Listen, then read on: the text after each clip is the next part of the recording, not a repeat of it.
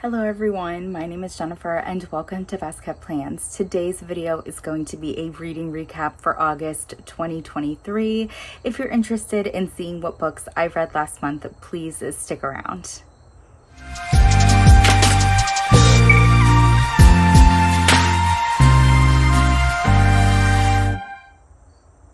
As I said in my introduction, this is going to be my August 2023 reading wrap-up. I am filming in a little bit of a different location today. My neighbor is actually having their dog groomed, and it's one of those vans that comes and grooms your dog at your house, and the van is so loud that I needed to film in my room, which is kind of facing the back of the house. So that's why we're in a new location today. I do have a mess behind me. I have a ton of books piled up. I actually just went through all of my bookshelves a few days ago and reorganized everything and purged a bunch. I think I have like 150 to 200 books sitting in a pile over here. So excuse everything behind me. As usual, I will be using my Archer and Olive Amy Tangerine reading journal to reference throughout this video. I started this reading journal in July 2023, and this is what I'm going to be using for the rest of the year. I do keep track of all the books that I read in here, reading challenges, ratings, all that fun stuff. So let's dive into August, because August was, I think, a bit of an interesting reading month for me.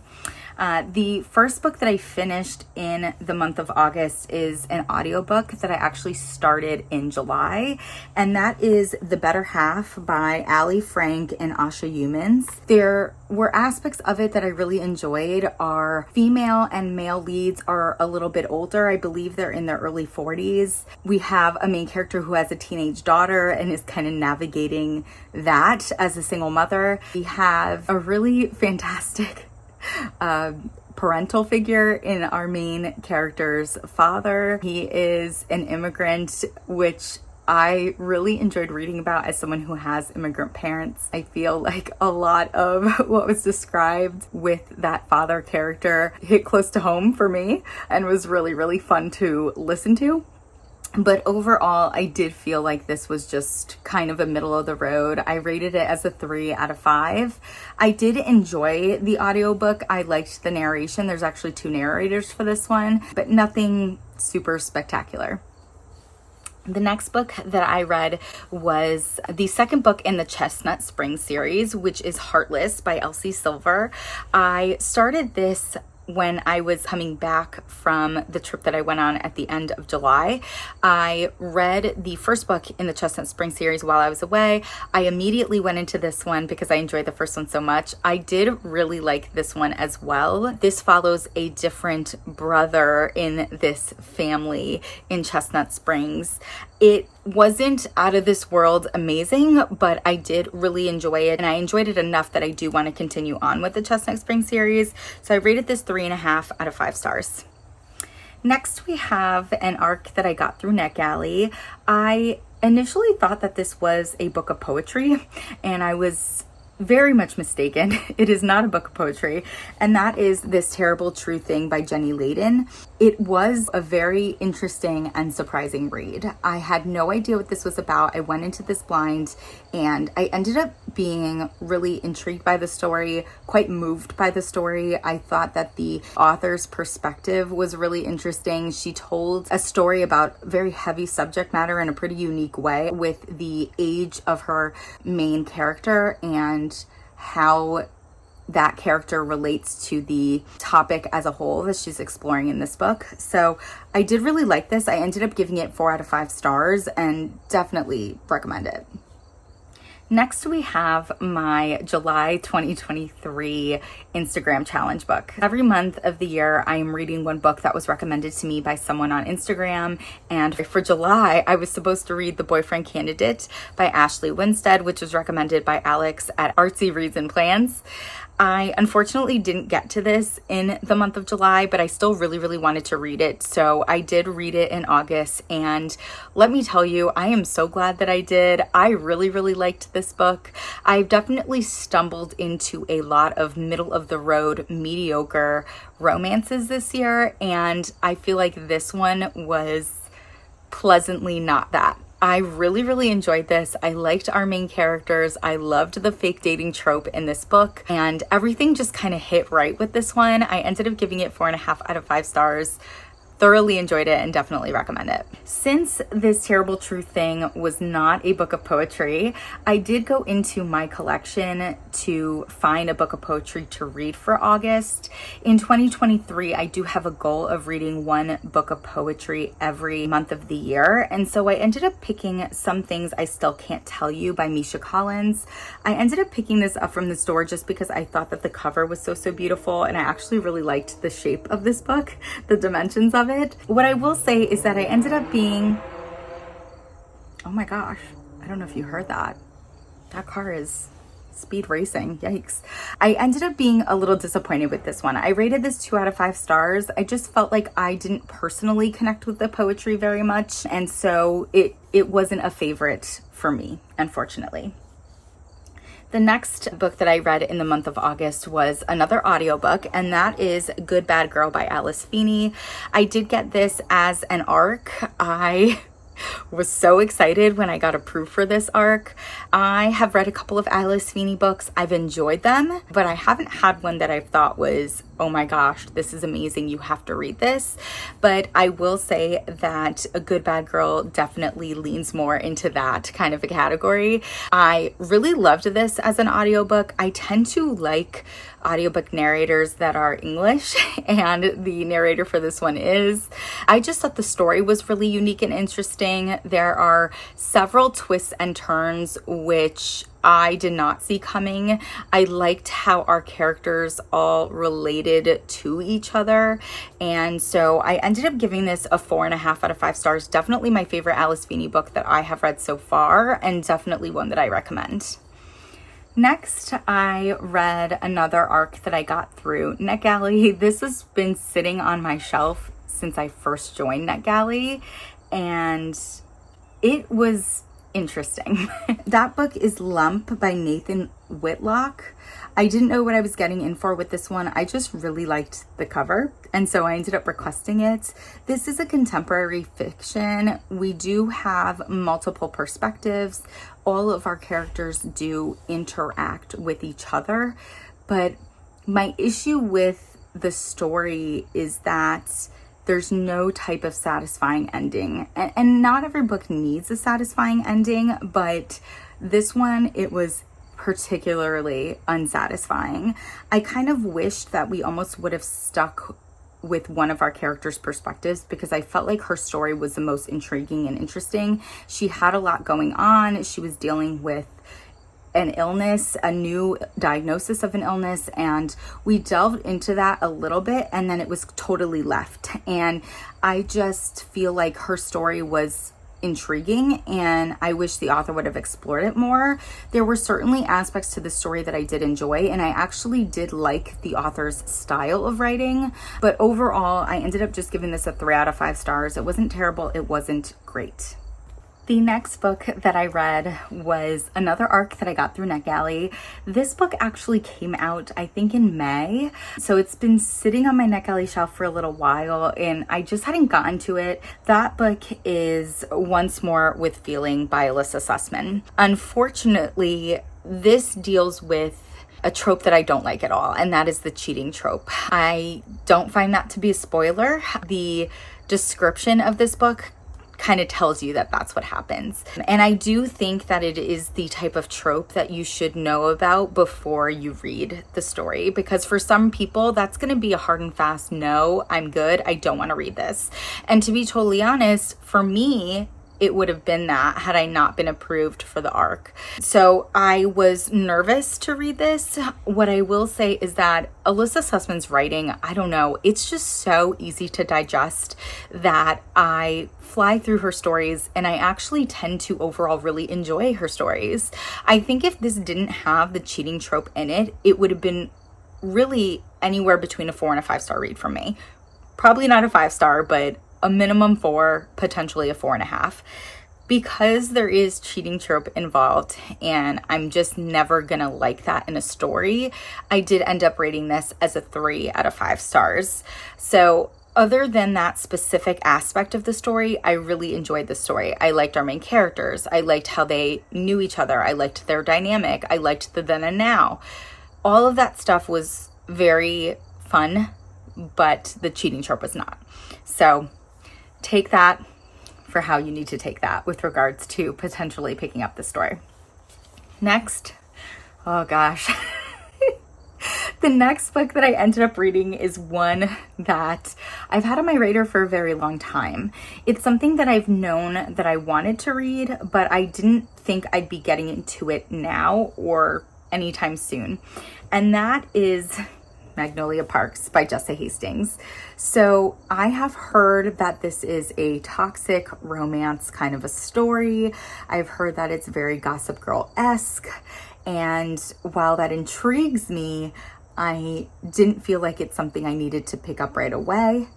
But the book is getting published more traditionally now, and with that, there are new covers. I don't dislike the new covers. I do find them to be pretty generic. And so I ordered the original covers for all of the books in the series that are currently released. And I actually got the other 3 books in the series in July. And I was still waiting for the first book, and it finally came in August. And so I decided to pick it up and read it. And this book was definitely a challenge to get through in the sense that it is toxic. Our romantic relationship is toxic. The 2 people are toxic. They do terrible things to each other. They should not be together. They are not in a place where they are mature enough to handle their S separately to then have a functional and healthy relationship together. I knew that though. I knew that going into this. And so I was able to take that for what it was and honestly really enjoy this. It wasn't too far into this book that I really started liking one of the side characters, Christian, and they do introduce you to Daisy Haites. So reading this, I knew I was going to probably really like the second book in the series, which is even more motivation to get my way through this.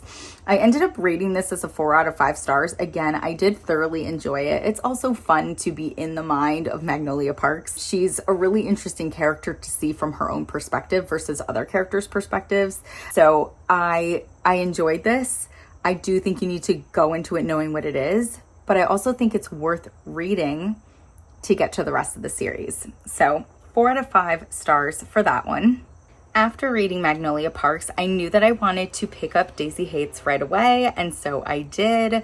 I, again, knew that I was going to like Christian, knew that I was going to like Daisy Haites, and I did. I did really like both of those characters. I was a little bit frustrated that Christian was so difficult to communicate with.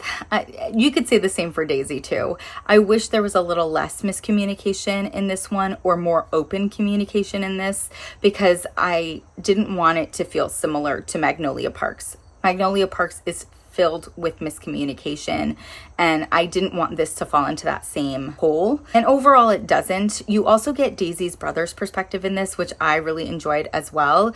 It is more of like a mafia or gang related romance, which I've never read before, but really did enjoy. I ended up giving this 4.5 out of 5 stars. And then I felt compelled, literally compelled to pick up the 3rd book in the series. I was like so in it by that point that it didn't even cross my mind to move on to something else. So I immediately picked up Magnolia Parks, The Long Way Home. The way that Magnolia Parks leaves off, I was very interested in figuring out what was coming next. And this book is thick. This is the thickest book in the series. It is chock full of so much. So much happens in this book. And let me tell you, you understand so much more about Magnolia Parks, the character, BJ Ballantyne, the character, their relationship, why they are the way that they are, separately and together through reading this book. It's so worth getting through Magnolia Parks to read this. And I feel like I like them more as people separately and can understand their relationship so much better through reading this. There's so many things that are hinted at in the first Magnolia Parks book that you get explained to you in this one, which is so satisfying as a reader. I like really enjoyed that. And there was one part in this book is divided, I think, into two parts. And the way that the first part leaves off, you kind of know what's gonna happen. And I genuinely just remember like squealing out of excitement that what was gonna happen with Magnolia. And oh, it was so good. It was just so dang good. I thoroughly enjoyed this. I ended up giving this 5 out of 5 stars. Like, it was so good. Oh, it was so good. And I genuinely was not planning on going into the second Daisy Haites books after reading that. I wanted to leave the series alone for a little bit, read the second Daisy Haites book in September or October to hold me over until the next book in the series comes out in February 2024. But after reading Magnolia Parks, I needed more. So I did pick up Daisy Haites, The Great Undoing, and it was so good. It was so good.